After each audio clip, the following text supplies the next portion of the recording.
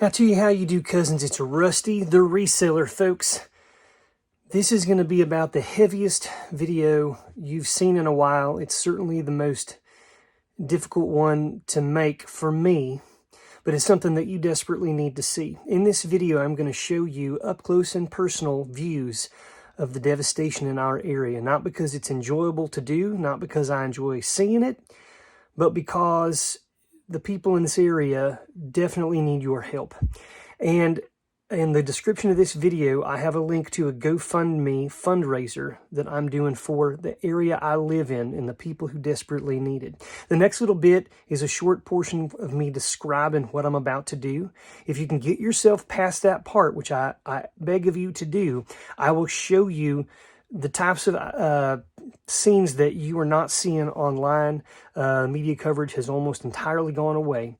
But without further ado, here's me on my way out this morning to show you these scenes. And there's a lot along the way. Please pass this video along. And if you're so inclined to give, please do so. Thank you, cousins. No, I'm talking about a rusty how-to. Rusty how-to.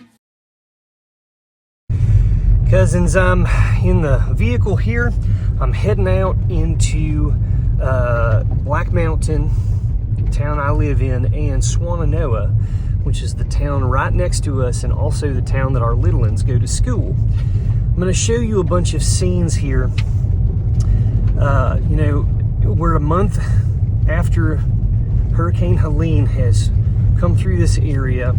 It left a lot of destruction in its path. And a lot of the images you're about to see are very difficult.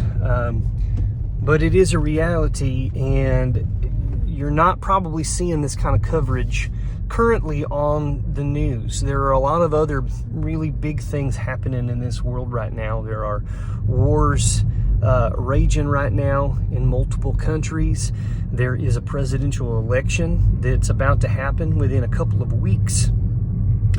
And, you know, there's various stars out there who are breaking up or, you know, dating other people or things that, you know, are important to people that are getting a lot of coverage. And the stuff that's happened here has sort of long since fallen out of news coverage. But I need you to know that it's still a very real thing here.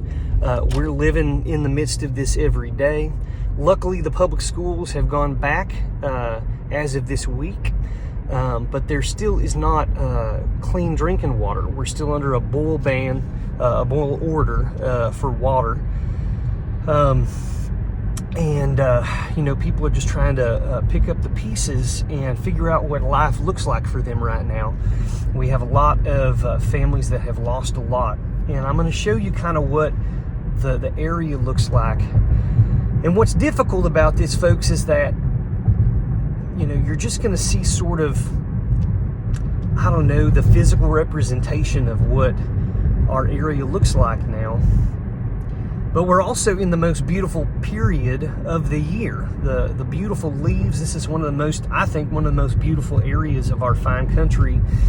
And it's this strange dichotomy of beauty in the background, but just the ugliness of this natural disaster. But what you're not seeing, folks, is the lives of the people who are living here. You're not seeing the people dealing with the stress and the difficulty of they've lost their job or they've lost a loved one. Children who realize something bad has happened, but they don't know what it is exactly. They also can't comprehend it, and they also have no control over what is happening around them in their family. There's a very great need here right now, and thank goodness there have been awesome organizations that have come, that are still here now, helping out, working, doing very good work, providing meals, providing water, providing clothing, providing support to remove trees, to work on people's homes and businesses that they have had severe damage. Now, I'm going to show you some of this, and and then I'm gonna get to the main purpose of this video once we've gone through some of this.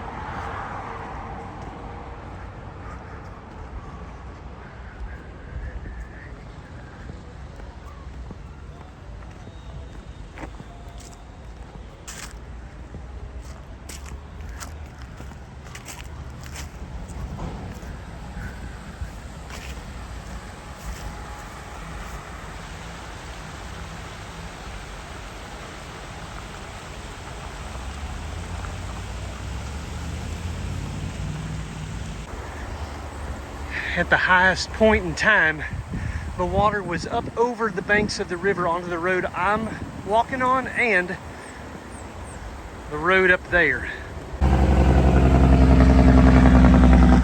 The river now is about 3 to 4 times as wide as it was originally. You can see how much lower the river is now, but it was up over my head where I'm at.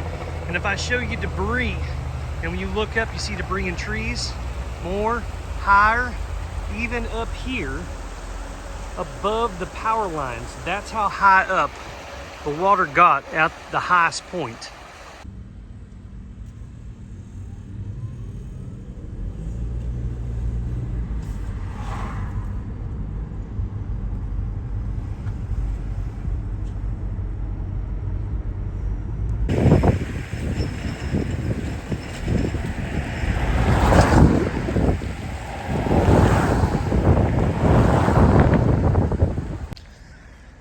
We've got some really nice distribution centers here where people are collecting food and supplies. You can see a lot of this is under tarps and things to keep the dew or water off of them, but this is essentially items that people can come and get if they need them.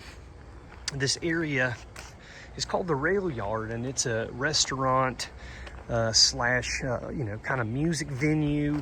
They give out warm meals twice a day, at lunch and at dinner. It's a place where people can donate items, and they're doing great work.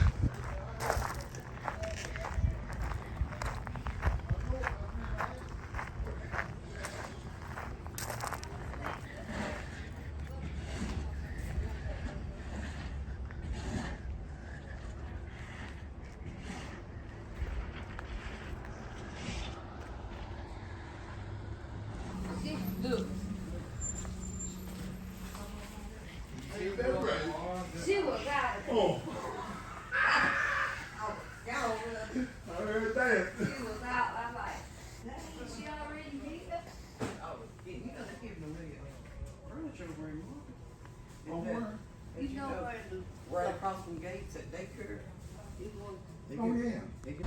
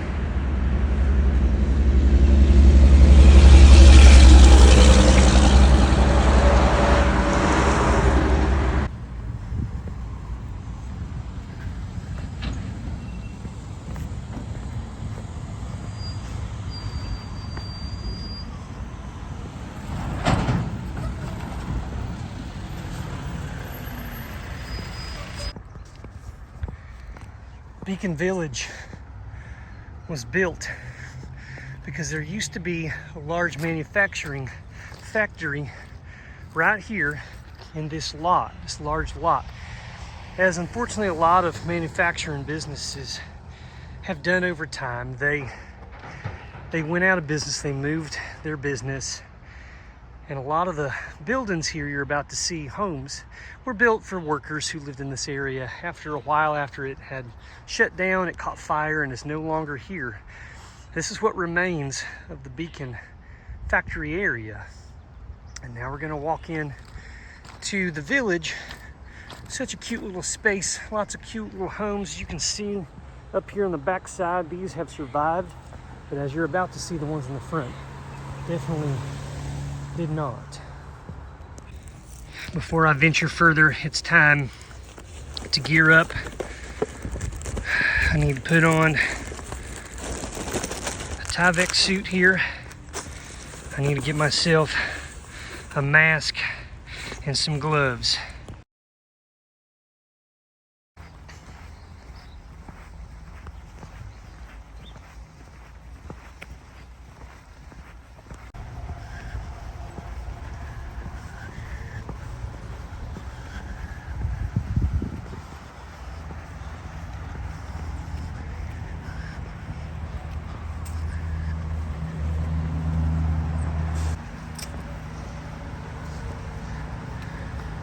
All of these homes that have orange spray paint on them are complete losses. They're condemned, they cannot be re-entered. And all of these will eventually be completely dozed down and then rebuilt if it's determined that it's safe enough to do so.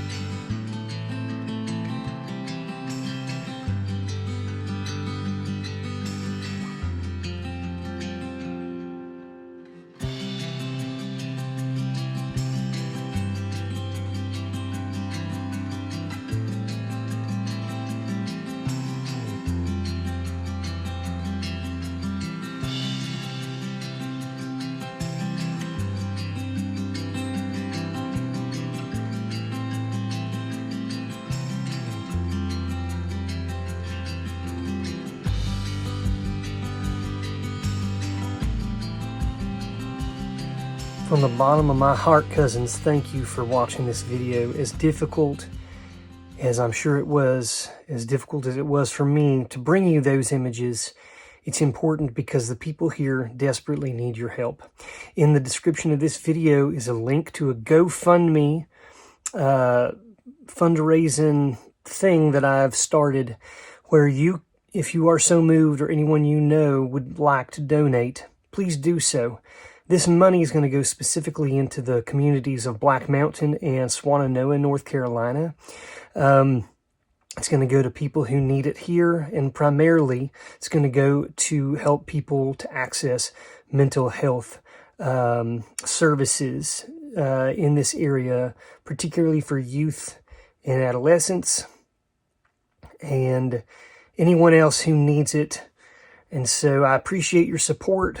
Even if you cannot give yourself, if you could pass this video along, any money that's raised from this video itself will go to the same group of people in this area. Thanks for thinking of us, folks. We'll be back real soon. Take care now. Rusty hair.